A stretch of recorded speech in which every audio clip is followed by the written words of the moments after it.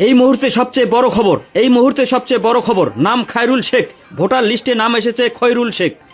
এতেই উনি টেনশনে ঘাস মারার বিষ খেয়ে নিয়েছে। বিষটা খুব মারাত্মক। ডাক্তারবাবুরা বলল এখন কথা বলেছেন ঠিক, কিন্তু 2-3 দিনের ভেতরে কিডনি সহ অন্যান্য অর্গান ফেল হয়ে যেতে পারে।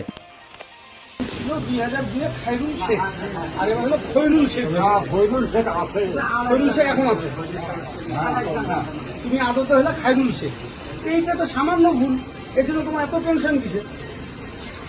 এসআর করে কি তোমাদের এত আতঙ্ক হয়ে গেল?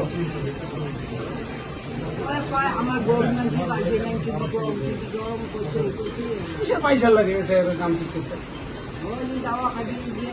করে যাওয়া হবে ওই যে কালেকশন করে 3,80 লাগে ওর জন্য। তোমার বিএলও যাবে বাড়ি, ওটাই হবে।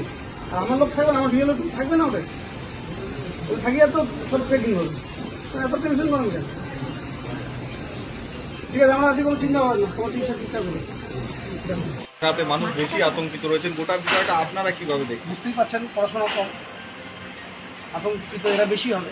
আর কি বলতে চাইছে নির্বাচন কমিশন, আর এটা ডাউন লাইনে গিয়ে এই ধরনের মানুষ কতটা বুঝতে পারছে, এটা তো একটা বড় তফাৎ হয়ে যাচ্ছে না? নির্বাচন কমিশনের উচিত ছিল সাধারণ মানুষ যাতে আতঙ্কিত না হয় সেটাকে রেখে কাজ করা। এটা মানুষকে প্যানিক করার জন্যই যেন নেমেছে। এসআইআর যেটা ওরা বলছে যে একটা রিভিউ করবে, এটা তো ভোটার তালিকা থেকে নাম বাদ দেওয়ার কাজ শুরু হয়েছে, তাতে মানুষ প্যানিক হয়ে গেছে। এই প্যানিকটা তৈরি করার কারণটা কি কারণ? কাদেরকে এই প্যানিকের বেনিফিটটা নির্বাচন কমিশন দিতে চাইছে, এটা ক্লিয়ার।